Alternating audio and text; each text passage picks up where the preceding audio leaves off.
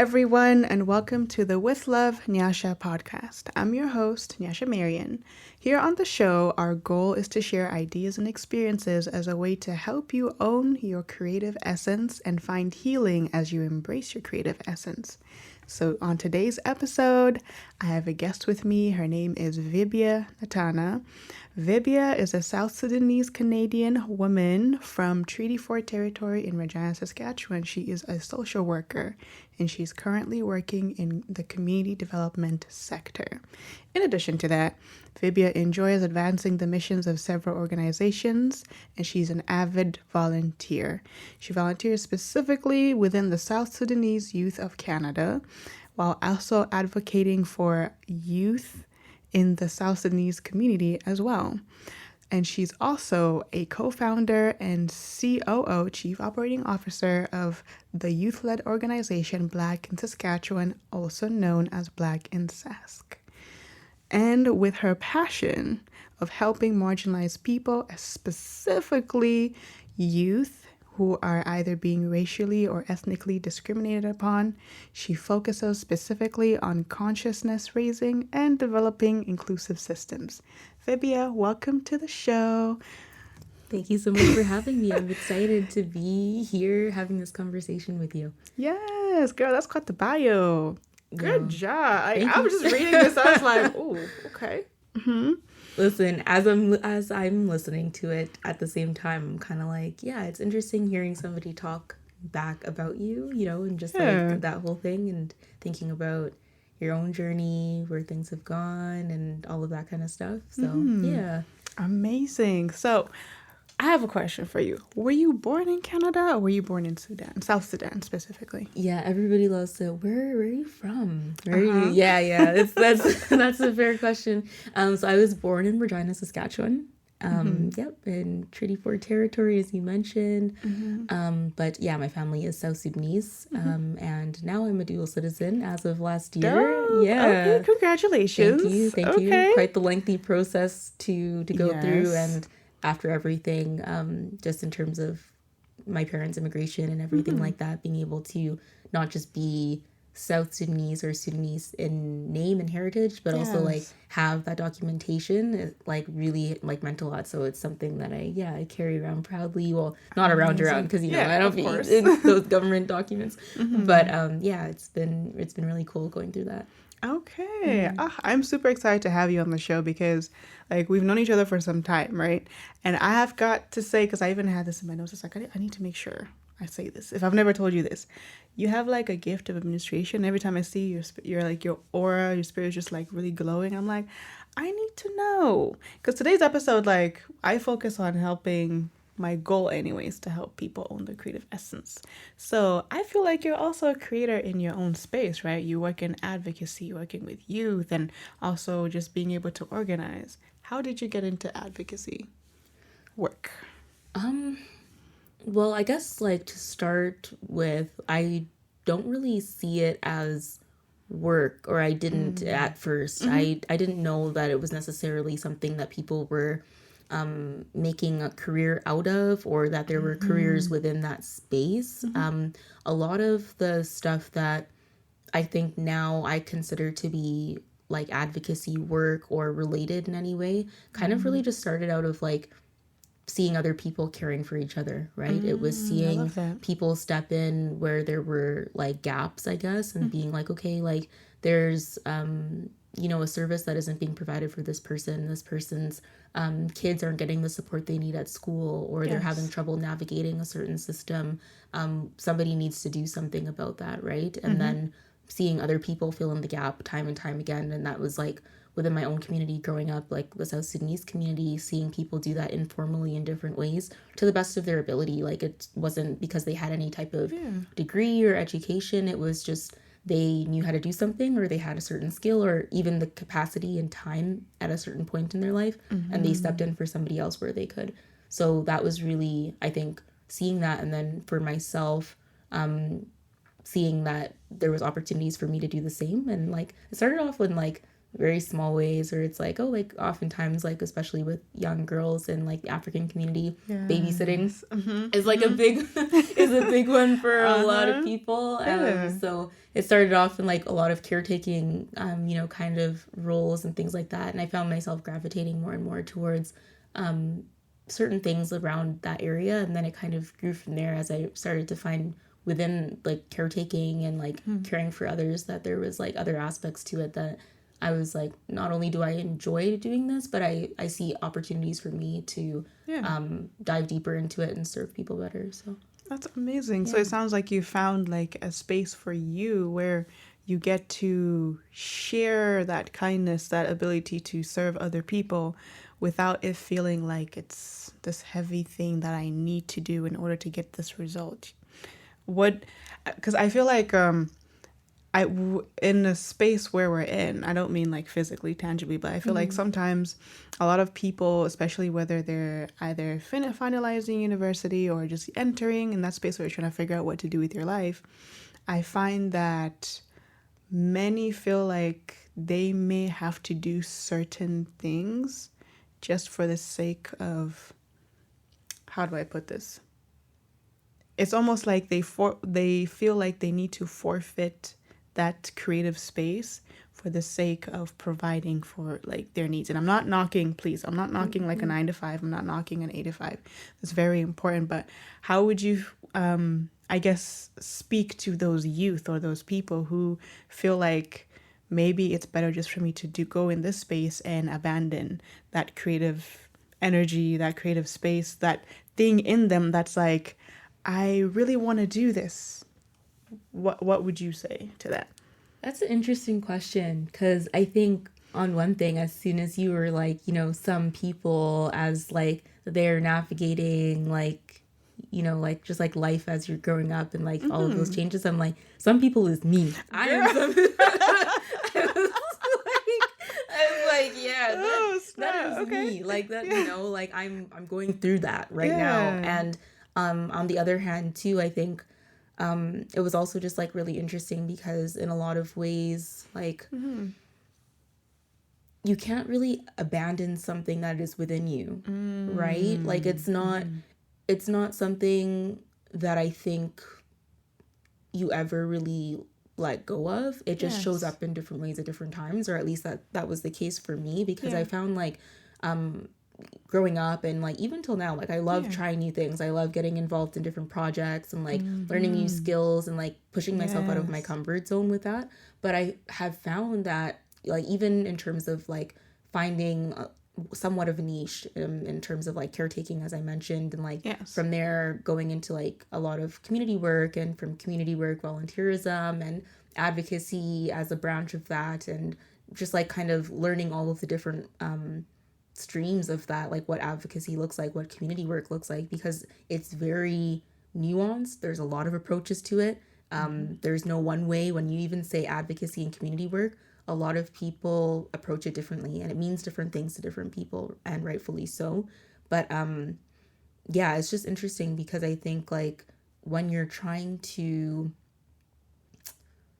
like do something creative, oftentimes I think the biggest barrier for a lot of people can be like feeling like you need to be pigeonholed based on things you've done before or what you're like known for. And like from my perspective, I guess, of like somebody who does like community work, volunteerism, and like that kind of thing, I think it very much has been the same, where it's like, okay, you've been known to do certain things, so then when you're thinking about being creative, you're thinking within certain confines as to like what you've done and been successful with in the past, and that can be really limiting in itself. So it's been interesting in like the last like little bit here, I can even say like the last few months, to like really remind myself that hey, like those confines really only exist as much as I'm willing to let them limit me, and like encouraging myself just encouraging myself to be like, yo, like if there's something that seems exciting and interesting to me, like and even if it's not like, for example, like something that you've read in my bio, and like my bio is not like the full tell-all of like everything that I'm interested in or that I am, then it's like, why not explore that? And like, you know, there's things that bring together past passions and like new like adventures and stuff. So I'm opening my mind to the fact that there's still a lot more to explore.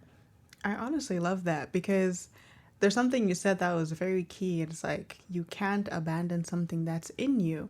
And I feel like on the flip side, because when you said is me, I'm like, oh, snap. Because I feel I was resonating with a lot with what you were saying, right? Mm-hmm. Because I've once experienced in my life where I wasn't necessarily abandoning, but I think for me, what I was doing was suppressing, right? Yep. And Yep. listen, this is the thing. You can only suppress something for too long before it snaps and was like, and it almost like, you know what it looks like when someone has been like, in prison for a while and they come out like they're doing all this whatever they can to get out. Mm-hmm. It almost felt like once I finally let my creative drives and like my natural like desires, like, you know, drawing, music, whatever, like writing specifically out, it was like, oh my goodness, I don't know what to do. But it's like, is it that you don't know what to do, or because you've been suppressing stuff for so long that now it feels like you don't know what to do because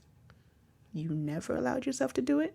Yeah. And Yeah. I was like, yeah, go ahead. Well, even just like, I think thinking that everything needs to have like a process attached to it, right? Oh, Because it's like not knowing what to do, but somehow before and like previous like artistic endeavors or whatever it is, you might just like start something with no clear like end goal of what it's supposed to look like. But it's like you'll just start it and then see where things go, and then things kind of evolve from there. But it's difficult to do that when you feel like everything needs to be very like efficient or planned out. Otherwise it's like, oh, I should be using this time towards something that has like a clear goal in mind. Like don't just do things aimlessly, have purpose in everything that you're doing, right? And I think there is value to that, like in terms of like living like a purpose-filled life and like doing things with intention and all that kind of stuff. But at the same time, it's like shorties need to breathe and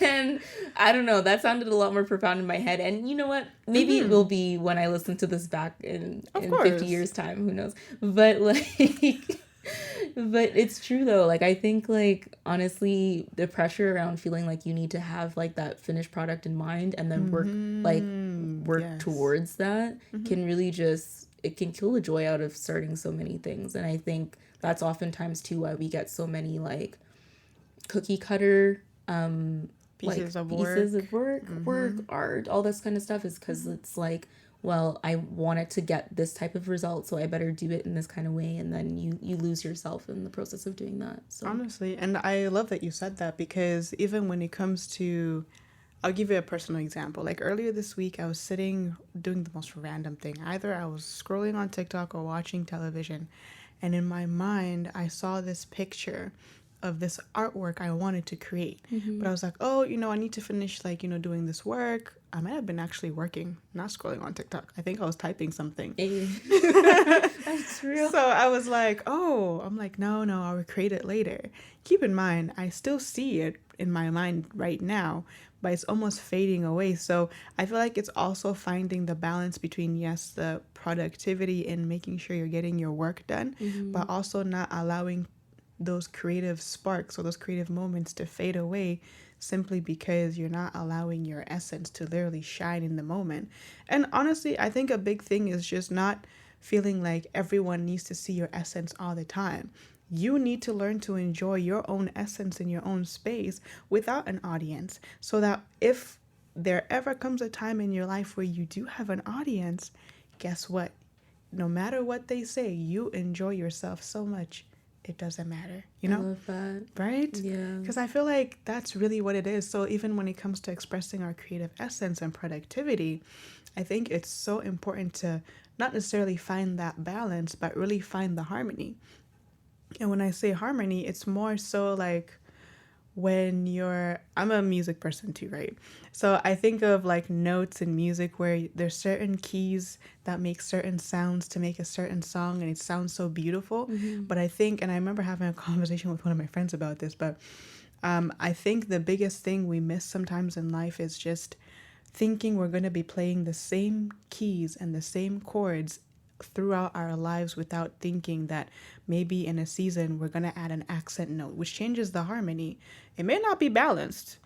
Some chords have three, some chords have seven notes, some chords have five, right?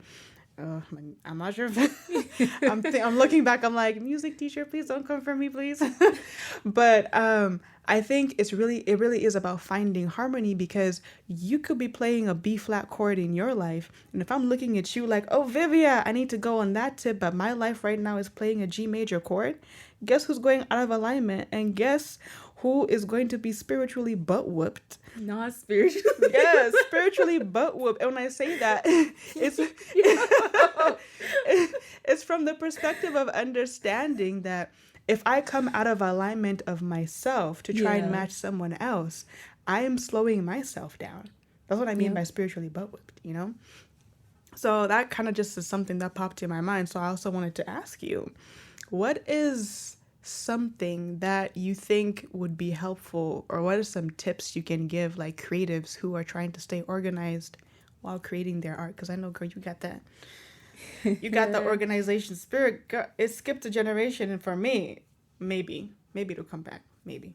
But but what's like just a simple tip, like something that you think creatives and even entrepreneurs or whoever they are in their spaces, because a creative for me is like it could be an artist, it could be, yes, a painter, it could be an athlete, it could be someone who's good with numbers, a mathematician, because in their space they know how to create and use their tools, you know what I mean? So what's a tip you feel like you could share with them to help them be more productive in their space, just as they're balancing their thoughts? Because life, you could be having so many thoughts. Right. Yeah. And I think one thing too, even when it comes to having so many thoughts and ideas and different streams, especially if you're someone who's constantly, you have your hands in a number of different projects. And I find that that's one thing too for myself, whether it was as a student or even just now, navigating, post grad, kind of life and still being involved in a lot of projects, but just in different capacities. It's nice to be able to see everything laid out, to really know what are all of my responsibilities at this time. And I'm talking thinking of it in buckets where it's this is my financial life, this is what's going on for me in community world, this is what I'm responsible for in terms of school, my family, this is what's happening here, and being able to what are the different priorities and really laying them all out. I think it's helpful because when you see things sometimes written out, it can really be a good reminder of where you're dividing your time. Yes. And what exactly you want your life to look like. And for me right now, that's been something really interesting, because I feel as though, especially after school, it's been really a time of being able to reevaluate and be okay, this is what things have looked like for me for a minute now, and that's cool, and it's served its purpose in a lot of ways. But at the same time, you always have the opportunity to also ask yourself in a lot of ways as well, is this what I want my life to feel like? Yes. Right. And you can really, really do that when you lay things out and you're okay, this is how I spend my day to day. Is that how I want my life to feel like? Is that what I want my typical day-to-day to look like? Is this what's making me happy? And then at the same time too, when you lay things out in some of these different categories, it also allows you to set goals for things, right? And be okay, I want to be able to spend more time with my friends, right? And really check in with people. And that's been a really big thing too, I think, with things getting so busy when you're involved in a lot of these projects. Yes. Oftentimes, how you divide yourself really matters, right? And at the same time, it's not just doing it for the sake of checking off a box. These are the things that make us who we are, and build us into the people that we need to be, to even fulfill our duties, but also our calling onto our lives and who we were called to be. So I think making time for that is possible when you're able to look at everything that you're being, choosing to be responsible for in your day-to-day life. Another thing too, I think, is also being able to have accountability partners is a very big thing in a lot of ways. I know that there's a lot of rhetoric around evil eye type stuff where it's don't let anybody know what you're doing, real G's move in silence like lasagna, like all of this type of stuff, right? And I Yeah. think a lot of it does for a lot of people. And I've heard this too from a lot of people where it's like, people don't always have the best of intentions. And of course, you know, you can be mindful and like have discernment and like how you share things and like all that kind of stuff too. But there is so much, like we were even just talking right now where it's like I'm so impressed by you and like the creation of this podcast, because it's not it's clearly not just something where it's like I'm just like a one woman show, like just doing everything out of my own strength and struggling. Girl. You're able to you're able to troubleshoot because you're building that like network of people who are able to come in and support you, right? And the same thing is true with like being organized and things. Like not one person has all the different, you know, tools and whatever it is to be successful or strategic in everything that you're doing. So like for me, I really appreciate my friends who are able to like really be transparent about some of the things that they're working on and like their journeys. Even like some of my friends who are in fitness and everything, like they don't always even know it, because it's not always like somebody needs to be responsible for you and take you as like a little bird under their wing and be like, Nyasha, like, did you exercise? Them just doing their thing and like, you know, like struggles and all, just like being able to maintain everything that they're doing and just like live their lives. And I'm seeing them keep up their consistency with it. I'm like, okay, they're able to keep the balance with everything that they've going on. What can I learn from that, and like how they make certain things a priority, right? So I think a lot of it too is like we have so much information at our disposal, so being able to like learn from different people and then pull things into your own routine and stuff like that really makes a big difference as well. That's huge. I honestly love that. And I think even just to touch on something you said, the whole evil eye like lasagna situation. I think that should be the title of this episode. Evil eye like lasagna. Yeah. No, because I came across a TikTok the other day, and it was a young girl who was sharing a story about how her mom, if I can find it, I'll add it in the show notes, but if not, I'm sorry, y'all. It will not be there.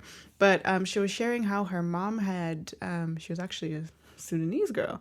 I don't know if she's South or North though. But she was sharing how her mom shared a recipe that her mom makes perfume oils and body butters and stuff.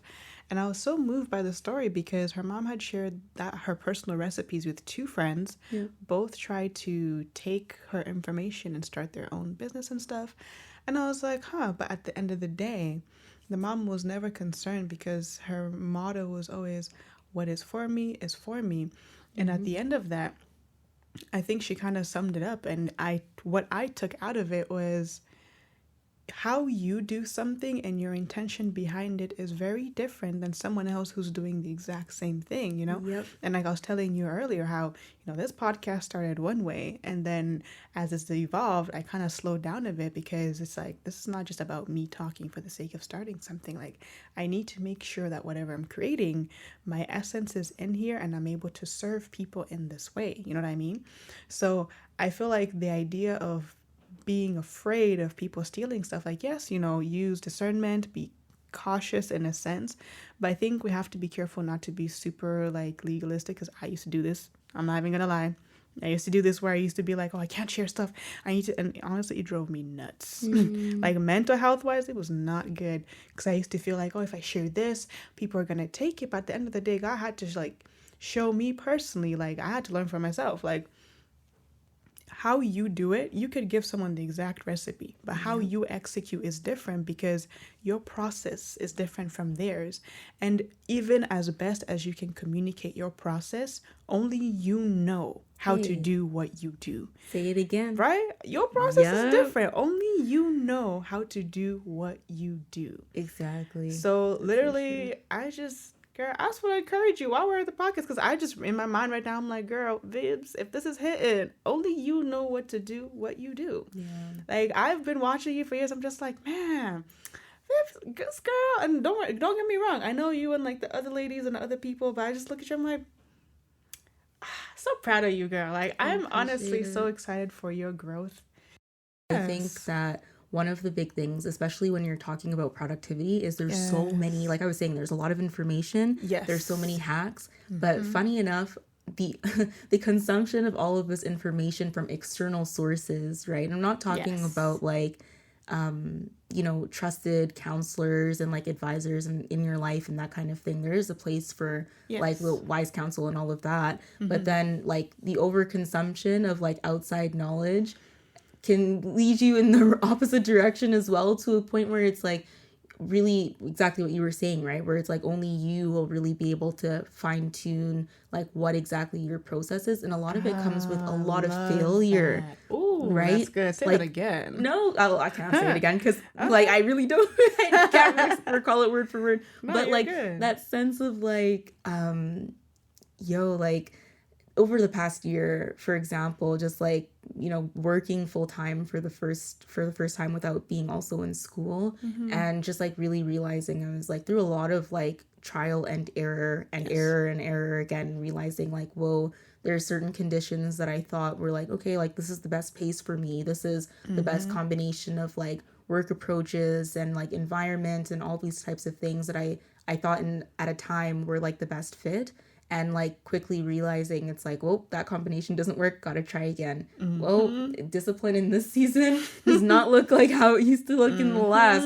Does that mean something's wrong with me? I don't know. Gotta reapproach it, right? So I think like, like it's a constant just like thing of learning and like learning yourself and everything, and just taking that information in stride too. And that's been like, it's been eye-opening, but at the same time I think like a part of me thought maybe at a time where it's like, oh, if I just, follow what productivity is supposed to look like, it should all just like work out and fall into place. And that's far from the truth, and that's totally okay. And I think for me, it's given me like a lot of opportunities to be able to realize like, hey, I'm figuring out exactly what that's going to look like for now. And when that changes and it needs to in order to care for future me, then we'll move in that direction as well. And that's, Honestly, I really love that because it kind of goes back to that idea of you got to make sure you're taking inventory of your life in each season. Because how you do one thing in one season, listen, you could be the season where everything is happening, the lights are flickering and everything is great.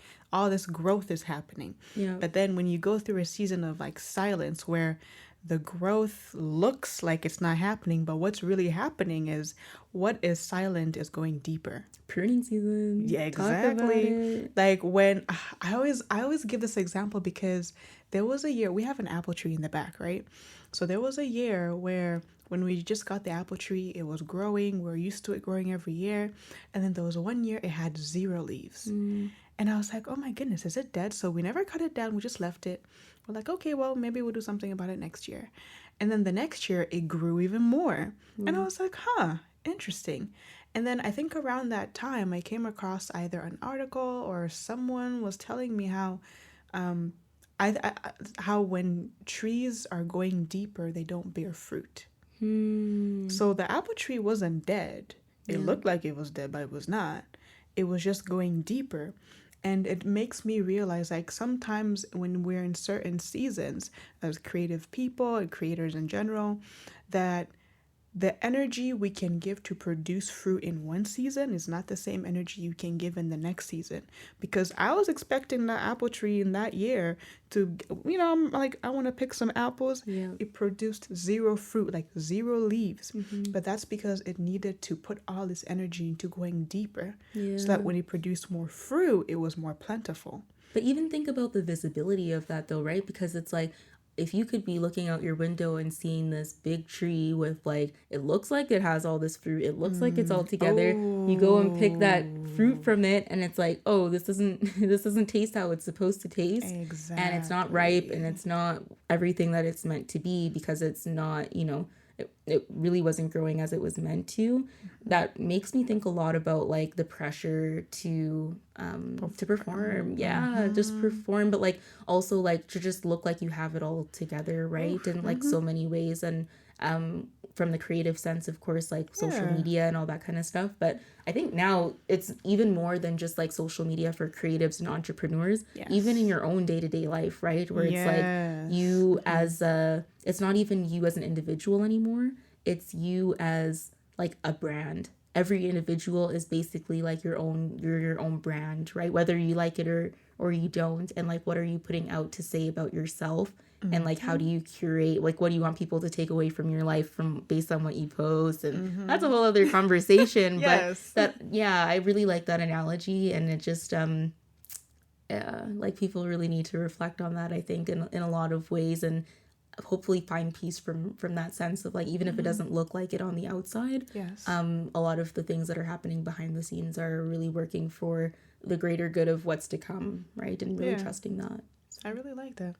Honestly, that's a really good analogy, because I think the brand perspective is, it's not necessarily even like about social media like you said, but I think if we really look at it, it's just about presentation, right? When you take yourself outside of social media, is how you're presenting yourself personally, truly authentic to who you are internally. Yep. You know? So it's like, if and listen, I'm not knocking any influencers. I don't consider myself an influencer, to be honest. But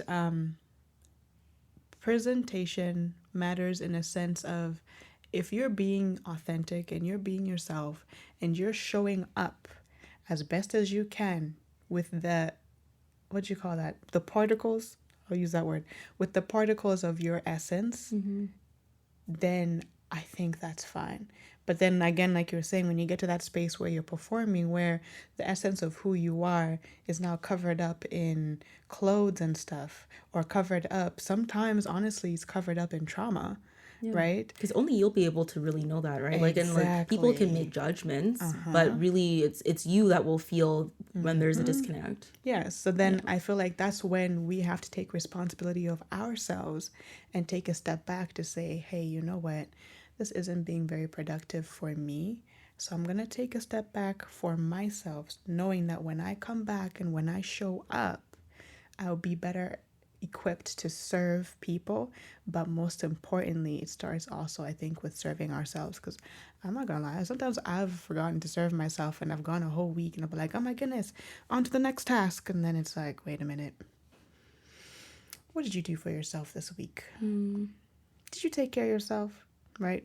And it was worse years ago, but I think especially in this year, I found a better pace where I'm able to connect with myself and connect internally, so that when I show up, it's not like I'm trying to manage some like intrusive thoughts, you know? Yeah. They happen, but I'm better equipped now, I would say. So, but thank you for coming on the show. Before I end it, I just want to give some warm words to the listeners who are listening to this podcast. And I just want you to know there's so much beauty in you. Don't let the words of others convince you that your beauty is ashes or dead. You're alive, you have breath, and your presence matters. So thank you for listening, guys, and I will see you next week. Okay, bye.